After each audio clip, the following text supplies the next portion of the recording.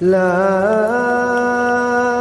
أقسم بيوم القيامة ولا أقسم بالنفس اللوامة أيحسب الإنسان أن لن نجمع عظامه بلى قادرين على أن نسوي بنانه. بسم الله الرحمن الرحيم. الحمد لله رب العالمين والعاقبة للمتقين والصلاة والسلام على سيد الأنبياء والمرسلين وعلى آله وأصحابه أجمعين الطيبين الطاهرين. أما بعد، قال الله تبارك وتعالى: أعوذ بالله من الشيطان الرجيم، بسم الله الرحمن الرحيم. إنا أعطيناك الكوثر فصل لربك وانحر إن شانئك هو الأبتر. وقال في موضع آخر: لن ينال الله لحومها ولا دماؤها ولكن يناله التقوى منكم. صدق الله العظيم.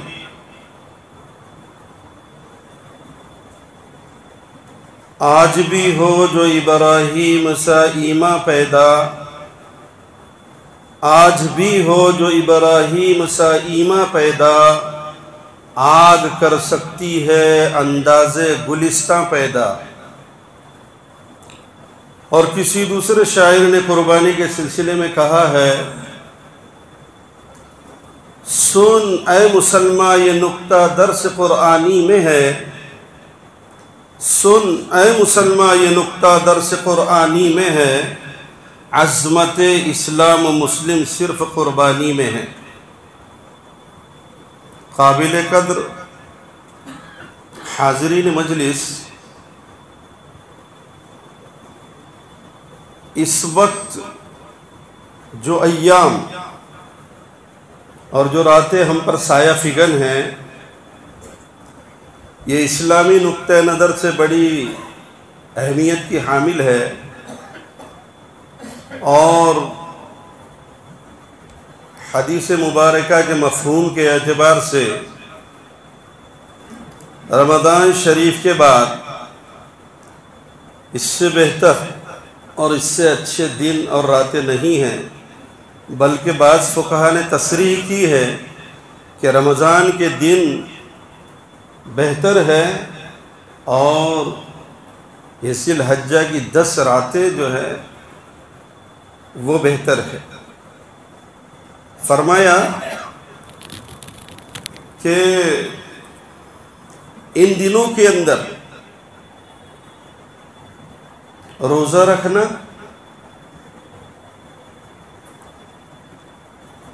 ایک سال کے گناہوں کے کفارہ کے برابر ہے. اور یہ بھی صراحت کی گئی ہے کہ اس کی راتوں کو جاگنا، یعنی یہ جو 10 دن چل رہے ہیں، ان 10 دنوں کے اندر روزہ رکھنا اور اس کی راتوں میں قیام کرنا، فرمایا کہ ایک سال کے گناہوں کا کفارہ اس کے اندر ہے. اور اسی 10 راتوں کے اندر عرفے کے دن کا روزہ رکھنا اور اس کی رات کی عبادت کرنا، تو فرمایا وہ ایسا ہے جیسے اللہ کے نبی صلی اللہ علیہ وسلم نے حدیث بیان فرمائی کہ میں امید کرتا ہوں کہ عرفے کا روزہ وہ 1 سال آئندہ اور 1 سال گزشتہ کے گناہوں کے لیے کفارہ ہوگا. اور اس رات کی عبادت شب قدر کی عبادت کے برابر تولی اور گنی جائے گی. یعنی اگر یہ کہا جائے کہ رب العالمین کی طرف سے رحمتوں کی بارش ہو رہی ہے، برکتوں کی بارش ہو رہی ہے، تو اس میں جو ہے کوئی دو رائے نہیں ہے، اس لیے کہ ہمارے رب نے اپنا تعارف کرایا ہے بسم اللہ الرحمن الرحیم۔ اللہ نے اپنا تعارف انا الخالق، انا المالک، انا الرزاق، انا القہار، انا الجبار ان لفظوں سے نہیں کرایا، بلکہ اللہ نے اپنا تعارف فرمایا الحمدللہ رب العالمین الرحمن الرحیم۔ وہ رحمان ہے، رحیم ہے، کتنا رحمان اور کتنا رحیم ہے۔ میری اور آپ کی عقل وہاں تک نہ پہنچ سکتی ہے، نہ ہمارے گمان میں آ سکتا ہے۔ وہ اتنا رحمان، اتنا رحمان اور اتنا رحیم ہے کہ اپنے نافرمان بندوں کو، شرط یہ ہے کہ وہ کلمہ گو ہو، اپنے نافرمان بندوں کو معمولی باتوں پر اس کی رحمت ان کو اپنی آغوش میں لے لیتی ہے، اور یہ دن اور یہ راتیں اسی کی غماز ہیں، اسی کو بیان کر رہی ہے۔ کوئی آدمی اتنی اچھی بات اور اتنی بڑی بات سامنے آنے کے باوجود بھی اگر اپنے آپ کو محروم کریں یا محروم رکھیں تو یوں سمجھیے کہ واقعتاً وہ محروم ہیں۔ ایک پیاسا آدمی ہو، بارش برس رہی ہو اور وہ اس بارش سے فائدہ نہ اٹھائے، انتفاع حاصل نہ کریں، وہ کسی برتن میں پانی جمع نہ کریں اور یوں کہے کہ نہیں میں پیاسا ہوں اور پیاسا ہی چلا جاؤں گا، تو اس کی بد دماغی کا، اس کی خام خیالی کا کیا علاج؟ کوئی علاج نہیں ہو سکتا۔ ہاں ایک آدمی ہے، وہ ایک برتن اختیار کرتا ہے، لیتا ہے اور اس برتن کے اندر وہ پانی جمع کرتا ہے، تو یہ دیکھا جائے گا کہ یہ آدمی کتنا اپنے لیے پانی جمع کر سکتا ہے، کتنا جمع کر سکتا ہے، کیا اس سے یہ غسل کر سکتا ہے، وضو کر سکتا ہے، اپنے دھونے اور پینے کے لیے استعمال کرنے کے لیے اتنا پانی یہ جمع کر سکتا ہے۔ اور اگر واقعتاً وہ اتنا جمع کر لیتا ہے تو اس سے بڑا جو ہے دانشمند، اس سے بڑا عقل مند اور کوئی نہیں مانا جائے گا۔ بے عینی ٹھیک اسی طریقے سے یہ راتیں چل رہی ہیں اور یہ دن چل رہے ہیں، اس میں مناسبت ہے، مشابہت ہے۔ کن لوگوں سے؟ ان لوگوں سے مناسبت ہے، ان لوگوں سے مشابہت ہے جو لوگ اللہ کے دربار میں حاضر ہوئے ہیں، جو لبیک اللہم لبیک لبیک لا شریک لک لبیک ان الحمد والنعمت لک والملک لا شریک لک لبیک کی صدائیں لگانے کے لیے وہ کبھی عرفات کے اندر ہے، وہ کبھی مزدلفہ میں ہے، وہ کبھی مینا میں ہے، وہ کبھی مطاف میں ہے، اور وہ کبھی جو ہے اس مطاف کے اندر اور اس حرم شریف کے اندر ہیں جہاں پر اللہ تبارک و تعالیٰ کی بارشیں، رحمتیں بارشوں کی طرح برستی ہیں۔ اللہ تبارک و تعالیٰ نے، ظاہر بات ہے ہر آدمی وہاں نہیں پہنچ سکتا ہے، ہر آدمی نہیں پہنچتا، امیدیں تو سب کو ہیں اور سب نے دعائیں کرنا چاہیے، اور یقین ہے کہ اگر بندے مومن کے دل کی صدائیں اگر ایسی ہو کہ وہ آسمان کو جا کر چھو لے، وہ رب العالمین کو اپنی طرف مائل کر لے، ہوتا ہے اللہ تبارک و تعالی بندے کی طرف مائل ہوتا ہے، بندے کی احوزاریاں، بندے کی اس کے ساتھ گفتگویں اور بندے کی اس کے ساتھ وہ جو تعلق قائم ہوتا ہے، تو بندے کی طرف چاہے بندہ 7 زمین کے پاتال میں ہو، چاہے بندہ گفاؤں کے اندر ہو، چاہے بندہ جہاں پر بھی ہو، رب العالمین اس کی آواز پر پہنچتے ہیں اور اس کو دیکھتے ہیں، اور اس کو بروقت اللہ تبارک و تعالیٰ اگر نصرت اور مدد کی ضرورت ہوتی ہے تو اللہ تبارک و تعالیٰ وہ بھی عنایت فرماتا ہے۔ وہ رب اتنا مہربان ہے۔ یہ مجمع جو وہاں نہیں جا سکا، جو لبیک کی صداؤں میں اور ان کے ساتھ شریک نہیں ہو سکا، رب العالمین نے اس کو یہاں پر محروم نہیں کیا۔ ہاں فرق تو ہوگا، وہ اپنی آنکھوں سے ان مقامات کا دیدار کریں گے. ہم اپنی آنکھوں سے یہاں بیٹھ کر ان مقامات کا جو ہے دیدار نہیں کر سکتے. وہ حاضری کی الگ بات ہے، لیکن اللہ تبارک و تعالیٰ اپنے بندے جو یہاں رہ گئے ہیں، اللہ تبارک و تعالیٰ ان کو بھی محروم نہیں کرتا. میں اس کو آگے بتلاؤں گا. ذرا میں شروع کے اندر آپ کو بتلا دوں کہ مناسبت کیا ہے اور ہمارا رب کتنا مہربان ہے. وہ لکھا ہے کتابوں کے اندر کہ ایک دیہاتی آدمی اپنے دیہات سے بغداد کے کسی اموی بادشاہ کو، جو بڑے کر و فر والے ہوا کرتے تھے اور بڑی جو ہے سلطنت ہوا کرتی تھی، تو وہ دیہات کا باشندہ یہ سوچتے کہ چلو میں امیر المومنین اور خلیفۃ المسلمین سے ملاقات کرتا ہوں اور وہاں جا کر جو ہے میں اس کے سامنے اپنی بات رکھتا ہوں. اب اس کے دل کے اندر یہ خیال آیا، اور یہ خیال آنے کے بعد اس نے گھر والی سے مشورہ کیا کہ میں جو ہے امیر المومنین کی ملاقات کو جانا چاہتا ہوں، لیکن اب جاؤں تو کیسے، خالی ہاتھ کیسے جاؤں، میں خالی ہاتھ کیسے جاؤں. تو بیوی نے، غریب گھرانے کے لوگ تھے، بیوی نے مشورہ دیا کہ اپنے پاس تو کچھ ہے نہیں، ٹھیک ہے، لیکن اپنے پاس جو ہے یہ درخت ہے، یہ درخت کے نیچے اپنا مٹکا رکھا ہوا ہے، اس مٹکے کے اندر جو ہے ٹھنڈا پانی ہے، میٹھا پانی ہے. ارے بادشاہ کو شہر کے اندر یہ جو ہے، بادشاہ کو یہ پانی کہاں نصیب ہوتا ہوگا، بادشاہ کو یہ پانی کہاں ملے گا. تم ایسا کیجئے کہ یہ مٹکا اٹھا کر جائیے، بادشاہ کی ملاقات کیجئے، اور یہ مٹکا اس کو جو ہے کہیے کہ یہ مٹکا جو ہے ہماری بڑی امیدوں سے جو ہے ہم نے اس کو رکھا ہے، اس کا پانی بہت ٹھنڈا ہوتا ہے اور اس کا پانی بڑا میٹھا ہوتا ہے، اور میں آپ سے ملاقات کے لیے آیا ہوں، اور میں یہ آپ کو ہدیہ اپنے گاؤں سے یہ تحفہ آپ کے لیے لایا ہوں. شہر کا رہنے والا، وہ بھی وہ بادشاہ جو آج کل کے بادشاہ نہیں، وہ بادشاہ جو خلیفۃ المسلمین ہوا کرتا. اور جو اموی بادشاہ کی تو بات ہی الگ ہے. کبھی اللہ نے موقع دیا تو میں خلافت راشدہ کے سلسلے میں آپ کو بھی بتاؤں گا، اور اموی بادشاہ کو سلسلے میں بھی آپ سے کلام کروں گا انشاءاللہ.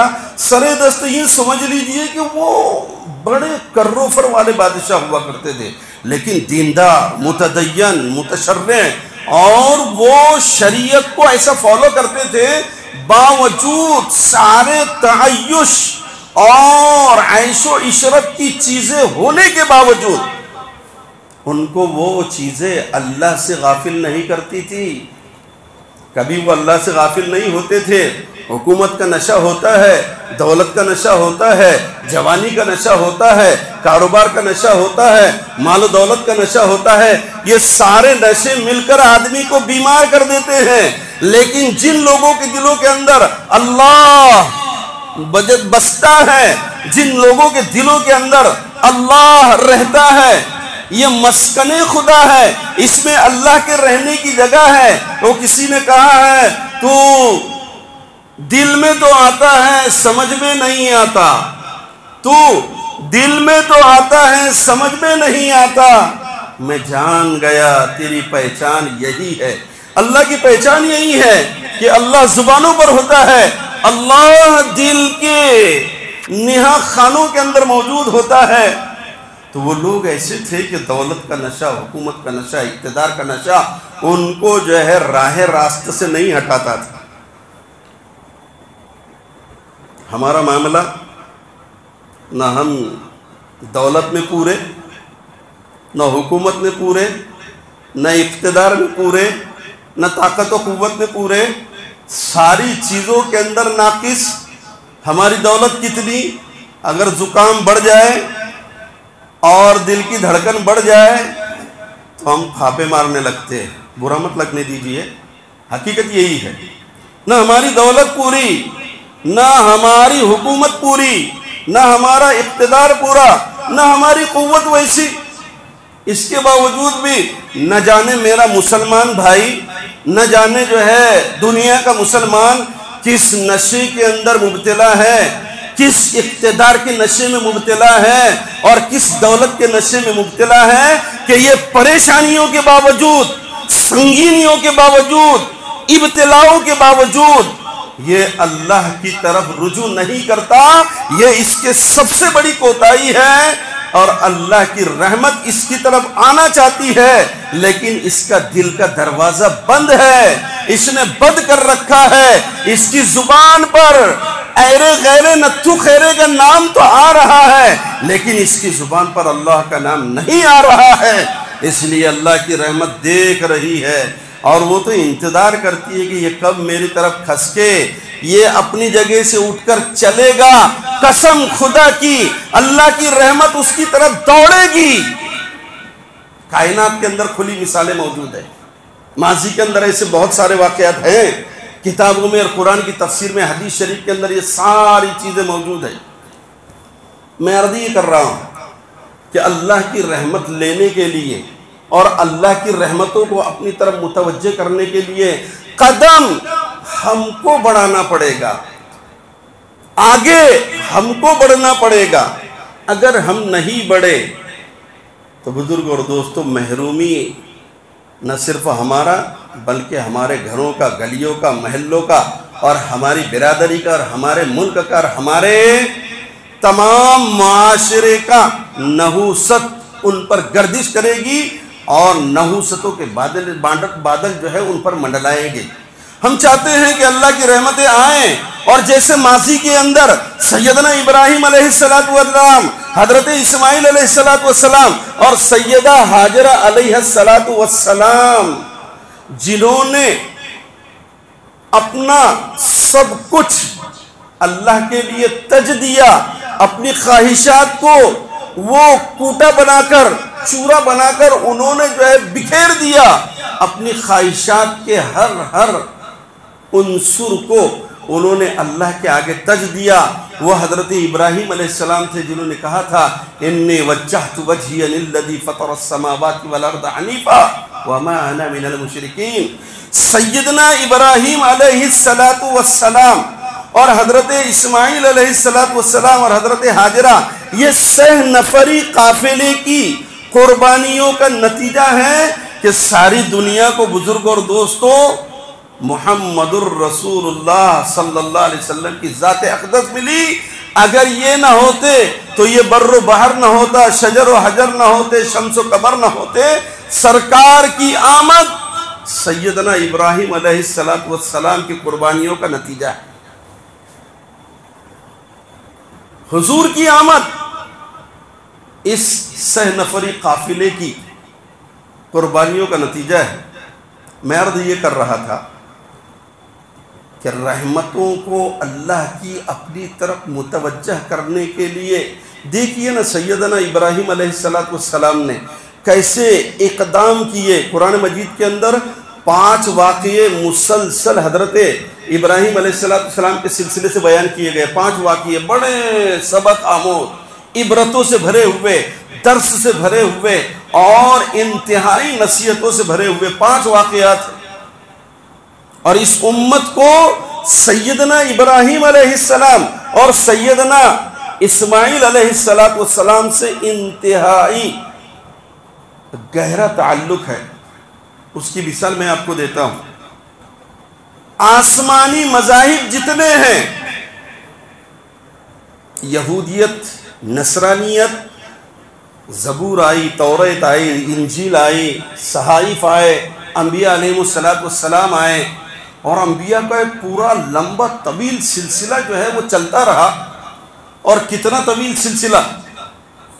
حضرت ابراہیم علیہ السلام کے 2 صاحبزادے ہیں، حضرت اسماعیل علیہ السلام ہیں اور حضرت اسحاق علیہ السلام ہیں۔ حضرت اسحاق علیہ السلام یہ ان کی نسلوں میں انبیاء علیہ السلام آئے۔ مورخین نے لکھا ہے، محدثین نے بیان کیا ہے، کسی نے کہا کہ 11,500 انبیاء علیہ السلام حضرت اسحاق کی اولاد میں آئے، کسی نے کہا ہے 70,000 انبیاء علیہ السلام حضرت اسحاق کی اولاد کے اندر آئے، کسی نے کہا 1,00,000 سے زائد انبیاء علیہ السلام حضرت اسحاق علیہ السلام کی اولاد میں آئے۔ ادھر جناب سیدنا اسماعیل علیہ السلام ہے، یہ دوسرے بیٹے حضرت ابراہیم علیہ السلام کے، یہ پوری نسل کے اندر حضرت اسماعیل علیہ السلام سے لے کر حضرت عبداللہ تک کوئی پیغمبر نہیں ہے، کوئی نبی نہیں ہے، آخر میں آئے جناب محمد الرسول اللہ صلی اللہ علیہ وسلم۔ ایک طرف 1,00,000 انبیاء علیہ السلام کا سلسلہ نسب ہے، وہ بھی ابراہیم علیہ السلام کی اولاد ہے، اور ایک طرف دوسرا بھائی اس کی اولاد میں کوئی نبی ہے ہی نہیں، لیکن ایک ہی نبی ہے جو نبی آخر الزماں ہے، جو خاتم المرسلین والانبیاء ہے، اور جو ایسا نبی ہے کہ لولا کہ لما خلقتک الافلاق، اگر یہی نہ آتے تو پھر دنیا کا نقشہ ہی نہ ہوتا۔ میں وہ نہیں کہہ رہا ہوں کہ بھئی یہ بہت افضل ہے، یہ بہت غیر افضل ہے، افضل غیر افضل کی بات نہیں ہے، یہ اللہ کا ایک حکمت والا پہلو ہے کہ اللہ تبارک و تعالیٰ نے ایک نسل میں صرف محمد الرسول اللہ پیدا کیا، اور ایک نسل چلی ابراہیم علیہ السلام سے، تو انبیاء ہی انبیاء اس کے اندر تشریف لائے۔ میں عرض یہ کر رہا تھا محترم بزرگ اور دوستو کہ ہمارا یہ تعلق حضرت ابراہیم علیہ السلام سے بڑا ربط، بڑا جو ہے گہرا تعلق ہے، اور سارے جو ہے مذاہب اور جتنے ادیان ہیں، آسمانی ادیان، آسمانی جتنے دین ہیں جو حضرت عیسیٰ علیہ السلام پر، موسیٰ علیہ السلام پر جو کتابی شکل میں بھی نازل ہوئے، ان کا بھی تعلق حضرت ابراہیم علیہ السلام سے ہے، لیکن ملت ابراہیمی پر جو قائم دائم ہے وہ محمد الرسول اللہ صلی اللہ علیہ وسلم اور ان کی امت ہے، اور یہ صدقہ ہے میرے اور آپ کے آقا خاتم النبیین والمرسلین صلی اللہ علیہ وسلم کی ذات اقدس کا۔ تو اب وہ جو ہے ہماری نسبت اتنی اونچی ہے حضرت ابراہیم علیہ السلام سے۔ حضرت ابراہیم علیہ السلام کو دیکھیے اللہ کی رحمت کس طریقے سے حضرت ابراہیم کے جو ہے ارد گرد جو ہے تو گھومتی ہم کو نظر آتی ہے۔ جب جس قوم کے اندر حضرت ابراہیم علیہ السلام مبعوث فرمائے گئے، وہ قوم دو طرح سے جو ہے وہ کہنا چاہیے کہ شرک کے اندر مبتلا تھی۔ ایک تو وہ قوم تھی جو ستاروں کو پوجتی تھی، اور ایک قوم تھی جو بتوں کو پوجتی تھی۔ اور سیدنا ابراہیم جس گھرانے کے اندر پیدا ہوئے تھے وہ گھرانہ تو بت گر تھا، وہاں تو بت بنائے جاتے تھے۔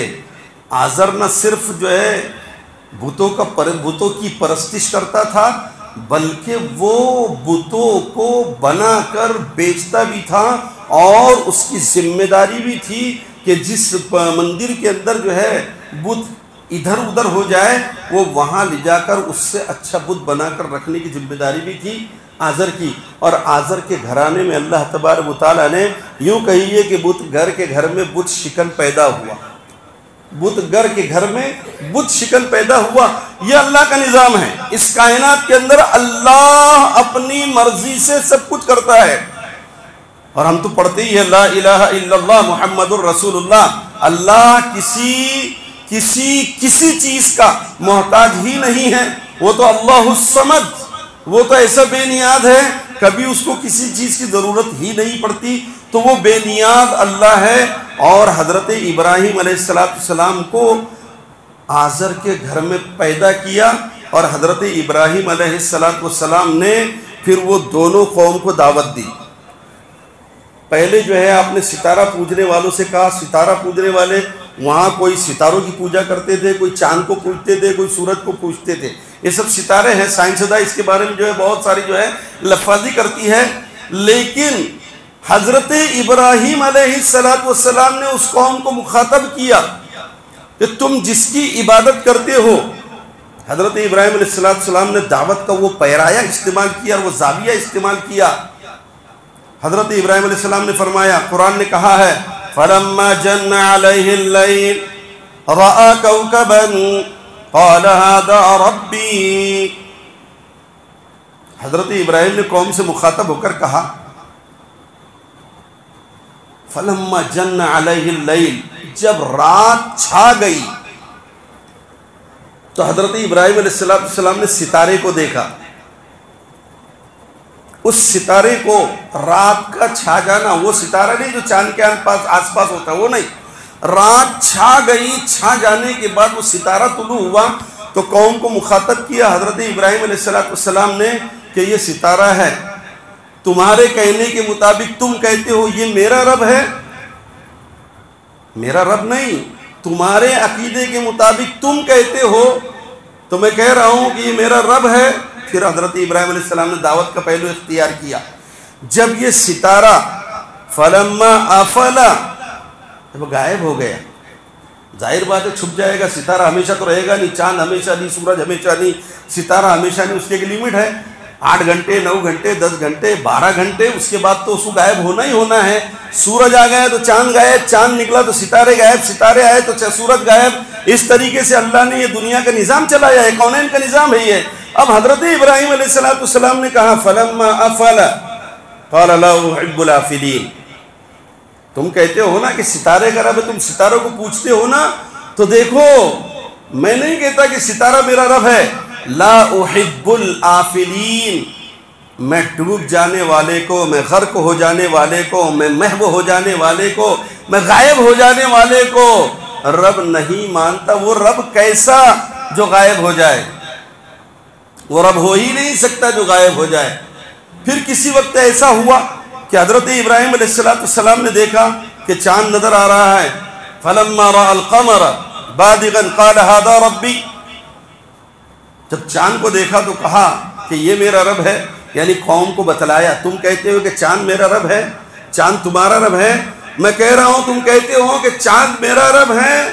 تو دیکھو تھوڑی دیر کے بعد جب چاند غائب ہو گیا تو حضرت ابراہیم علیہ السلام نے فرمایا کہ چاند بھی غائب ہو گیا، غائب ہونے والا رب نہیں ہے، اور یہ سمجھ لو لئن لم یہدینی ربی لأکونن من الضالین، اگر اس وقت رب کائنات میری ہدایت کے فیصلے نہ کرتا یا وہ مجھ کو جو ہے ہدایت نہ دیتا تو میں ضرور ضرور گمراہوں میں سے ہو جاتا۔ یہ قوم کے خیالات کو حضرت ابراہیم علیہ السلام کہہ کر جو ہے کہ بات بتلا رہے ہیں۔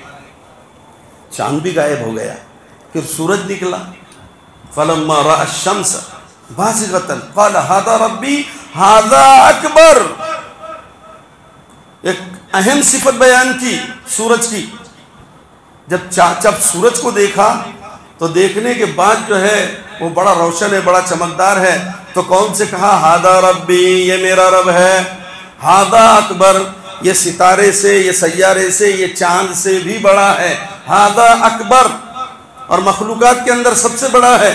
ساری مخلوق کو سورج سے، اللہ کا نظام ہے، ساری مخلوق سے سورج کو یوں سمجھیے کہ رزق مل رہا ہے۔ یہ چاند نہ چمکے اگر سورج کی روشنی نہ ہو، ستاروں میں خنکی نہ آئے اگر سورج کی روشنی نہ ہو، یہ زمین پکنے کے لائق نہ بنے اگر سورج کی روشنی نہ ہو، یہ زمین کے اندر سمندر میں مد و جزر اور جوار باٹا نہ آئے اگر سورج کی روشنی نہ ہو، یہ سورج کی روشنی نہ ہو تو نہ پھلوں میں مٹھاس نہ پھولوں میں رنگت پیدا ہو سکتی ہے۔ اللہ نے اتنا کارگر اس کو بنایا ہے، وہ رب جو ایسی مخلوق پیدا کرے، اس لیے تو ہم کو حکم دیا ہے۔ وہ حاجی وہاں گئے ہیں، ان سے کیا کہلوایا؟ اللہ اکبر لا الہ الا اللہ واللہ اکبر وللہ الحمد۔ نماز پڑھا تو اللہ اکبر، اللہ سب سے بڑا ہے۔ رکوع میں گیا تو اللہ اکبر، اللہ سب سے بڑا ہے۔ اتنی بڑی بڑی مخلوقات کو پیدا کرنے کے باوجود بھی یہ ساری مخلوق کا نظام قدرت نے اپنے ہاتھ میں رکھا ہے، قدرت ہی اس کو چلا رہی ہے۔ تو میں عرض یہ کر رہا تھا بزرگ اور دوستوں کہ وہ شخص بیوی سے مشورہ کر کے اپنا مٹکا اٹھا کے سر پہ جو ہے، اب وہ زمانہ ایسا تو نہیں تھا کہ اتنے جو ہے دم کے دم میں جو ہے فوراً 10 کلو 5 کلومیٹر کا سفر طے کر کے آدمی پہنچ جائے، ایسا تو تھا نہیں۔ راکٹ کا زمانہ نہیں تھا، ہیلی کاپٹر کا زمانہ نہیں تھا، ہوائی جہاز کا زمانہ نہیں تھا۔ اس نے اپنے دیہات سے مٹکا سر پہ رکھا اور لے کر چلا۔ چلنے کے بعد ہوائیں چلی، مٹکے پر گرد آ کے لگی، مٹکے پر دھول جمی، وہ چلتا رہا، دیوانے کی طرح چلتا رہا، بغداد کے قریب پہنچا۔ جانے کے بعد شاہی محل کے اندر گیا۔ اب ظاہر بات ہے اتنے دنوں مٹکا لے کر چلا ہے تو مٹکے کا جو پانی ہے وہ بند ہے، ڈھکن سے پیک ہے، اس کے اندر بدبو بھی اٹھی ہے، اس کے اوپر گرد بھی جمی ہے، مگر پھر بھی جوش ہے، جذبہ ہے۔ کیا جذبہ ہے کہ امیر المومنین کے پاس جا کر میں اس کو اپنے گاؤں کا یہ بہت بڑا تحفہ اس نے اپنے آپ کا سمجھا تھا، وہ تحفہ لے کر وہ امیر المومنین کی خدمت میں پہنچ رہا ہے۔ جانے کے بعد جو ہے محل میں پہنچا اور دستک لگائی تو اس کو اجازت ملی، باریابی کا شرف حاصل ہوا۔ وہ پہنچا، اندر جانے کے بعد بادشاہ نے سمجھ گیا گرد سے ہٹا ہوا آدمی ہے، دیہاتی معلوم ہوتا ہے، بھائی کیا بات ہے، کیوں تشریف لائے ہو؟ تو اس نے کہا کہ بادشاہ سلامت، میں جو ہے دیہات کا رہنے والا ہوں اور بہت دور رہتا ہوں، اور وہاں سے میں جو ہے آپ کے لیے اپنے گاؤں کے مٹکے میں پانی درخت کے نیچے کا بڑا میٹھا پانی ہے، ٹھنڈا پانی ہے، وہ لے کر میں آپ کو یہ تحفہ لایا۔ ذرا توجہ دیجیے اس چیز کے اوپر۔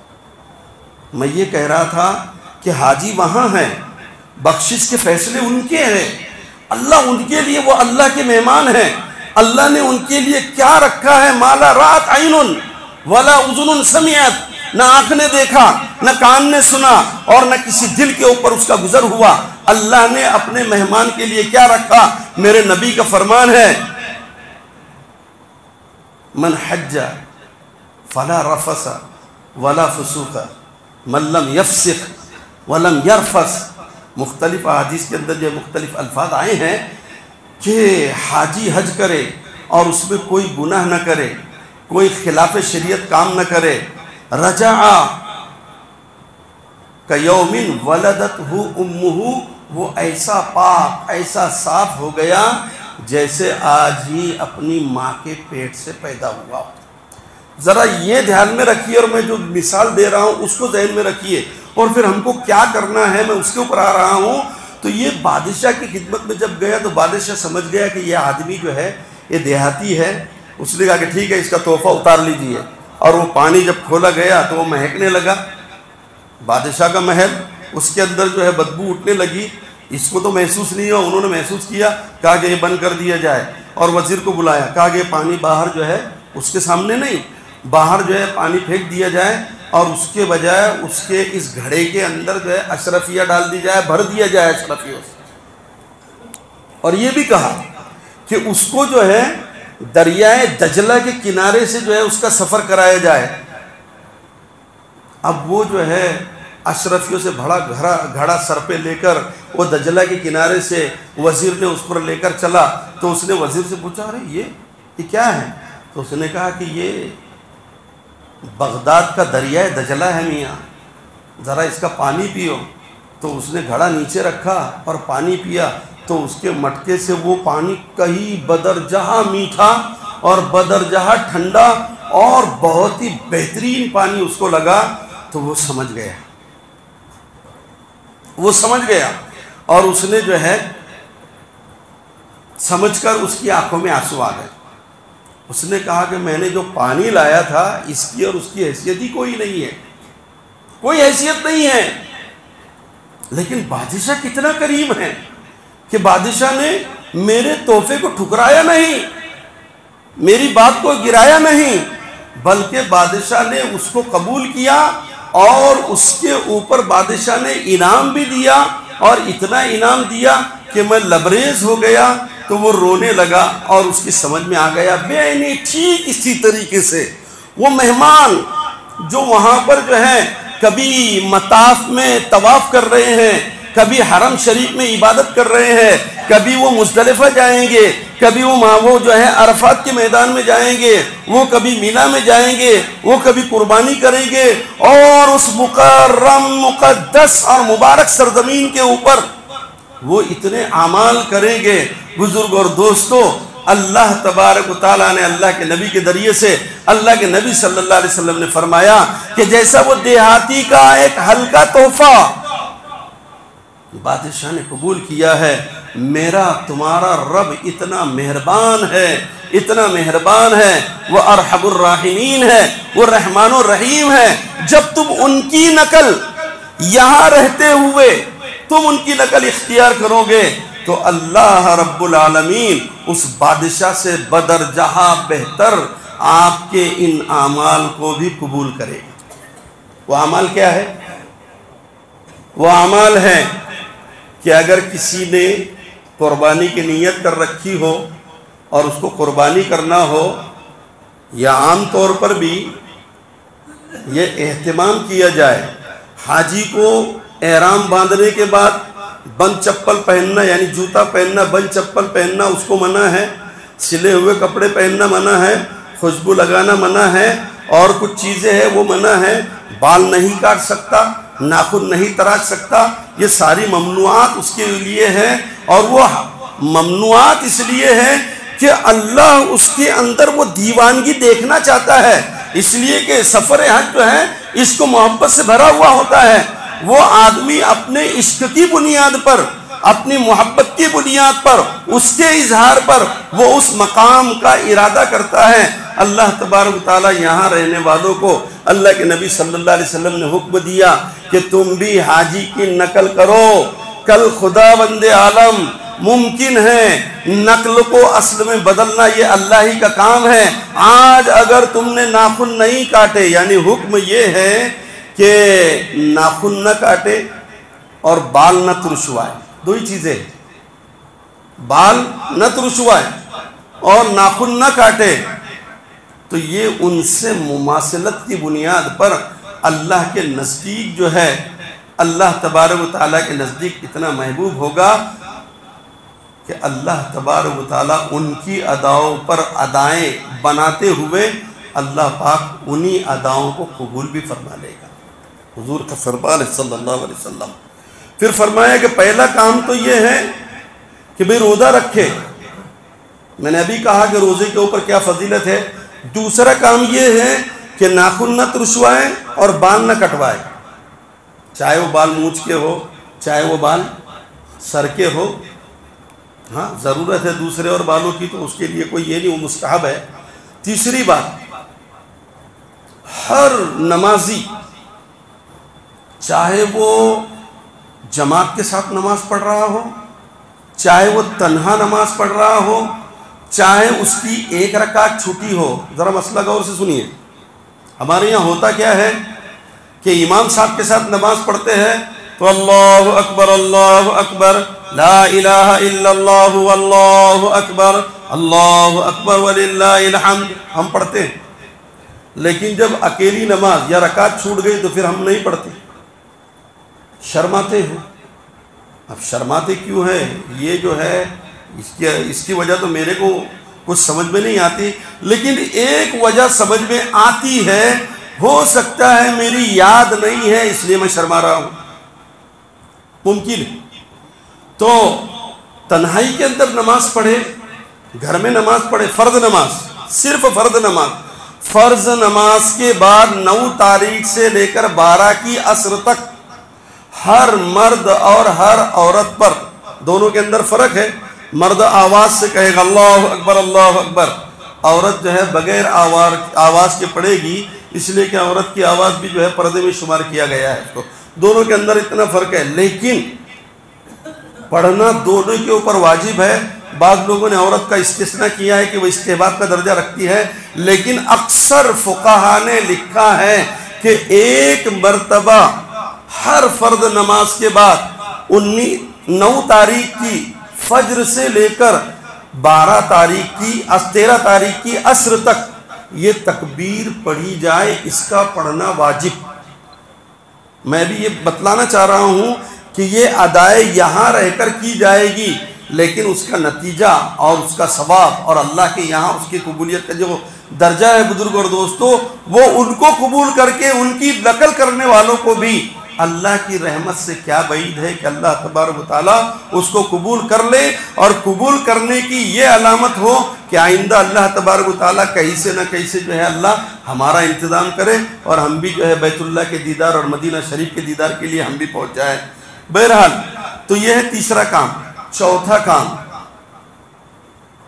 جو حضرت ابراہیم علیہ السلام کے سلسلے میں حضرت اسماعیل اور حضرت ابراہیم، میں ان کی قربانیوں کا تذکرہ نہیں کرتا ہوں کہ انہوں نے کتنی قربانیاں دی، ان کی قربانیوں کے نقوش وہ انمٹ نقوش ہے، دنیا اس کو مٹا نہیں سکتی صبح قیامت تک۔ وہ سارے اعمال جو سیدنا ابراہیم علیہ السلام نے، سیدنا اسماعیل علیہ السلام نے اور حضرت حاجرہ علیہ السلام نے اس سرزمین پر ادا کیے ہیں صبح قیامت تک دنیا کی کوئی طاقت نہیں کہ ان کے ان نقوش کو مٹا سکے انشاءاللہ ثم انشاءاللہ۔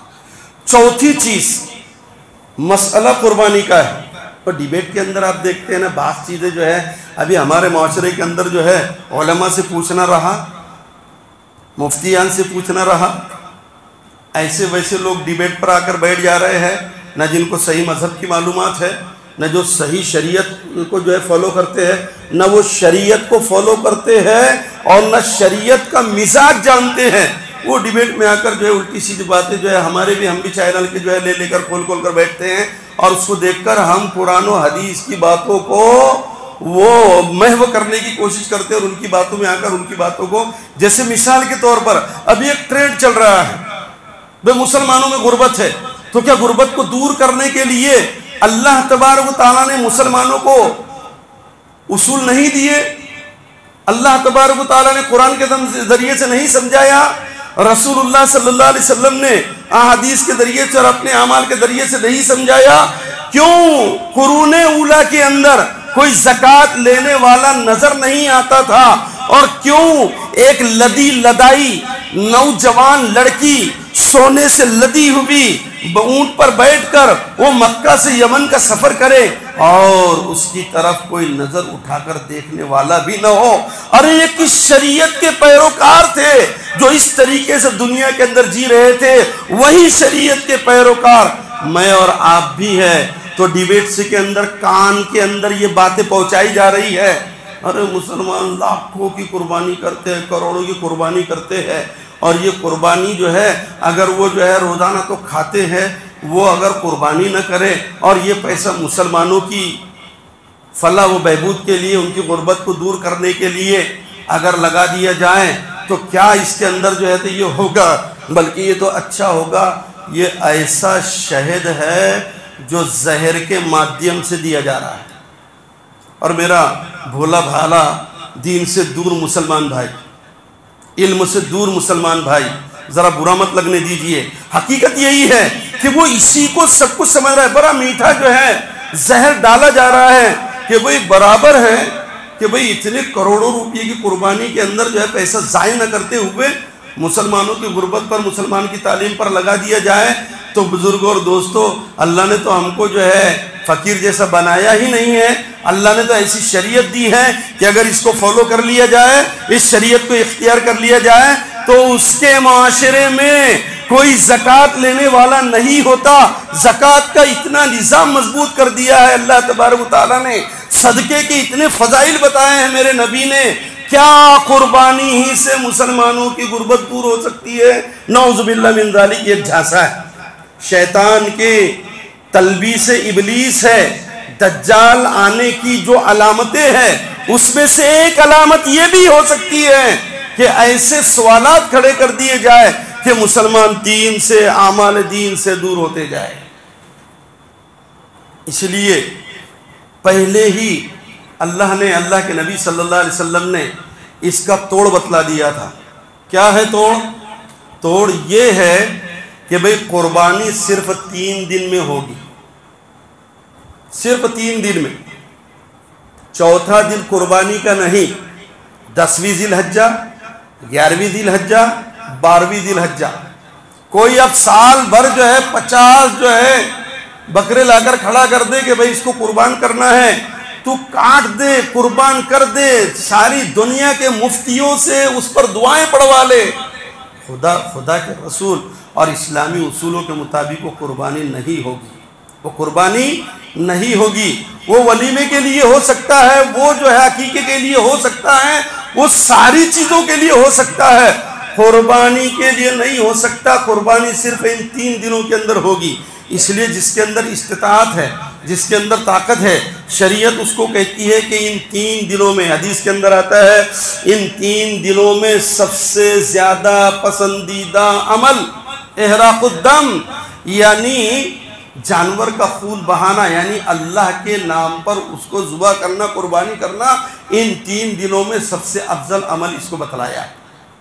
اس لیے ہم جو ہے جھانسے میں نہ آئیں اور ڈیبیٹس کی باتوں میں نہ آئیں، وہ ایسی ڈیبیٹس سنیں ہی نہ جس سے ہمارے ایمان میں کمزوری اور ہمارے اعمال میں کمزوری واقع ہو۔ تو قربانی کا مسئلہ یہ ہے کہ 3 دن کے اندر ہی قربانی ہو سکتی ہے۔ اب کسی نے اگر غفلت سے نہیں کیا تو بعد میں جو ہے حکم یہ ہے جانور لے کر جو ہے وہ اس کو پورا کے پورا، پہلے تو اللہ تبارک و تعالیٰ نے کہا لَن يَنَالَ اللَّهَ لُحُومُهَا وَلَا دِمَاؤُهَا وَلَكِنْ يَنَالُهُ التَّقْوَىٰ مِنكُمْ، اللہ کو تمہارا نہ خون پہنچتا ہے، نہ گوشت پہنچتا ہے اور نہ کوئی اور چیز پہنچتی ہے، بلکہ تمہارا اخلاص، تمہارا خلوص، تمہارا تقویٰ، تمہارا جذبہ دروں یہ اللہ کی بارگاہ میں پہنچتا ہے۔ قربانی کرنے والے کو حکم ہے کہ سیدنا اسماعیل اور سیدنا ابراہیم کا وہ نظارہ اور وہ خیال دل کے اندر جو ہے وہ لائے کہ ابراہیم علیہ السلام نے خواب میں دیکھا اور اللہ کی مرضی کو پورا کرنے کے لیے وہ چل پڑے حضرت اسماعیل علیہ السلام کی گردن پر چھری پھیرنے کے لیے۔ کیا جذبہ صادق تھا؟ کون سا؟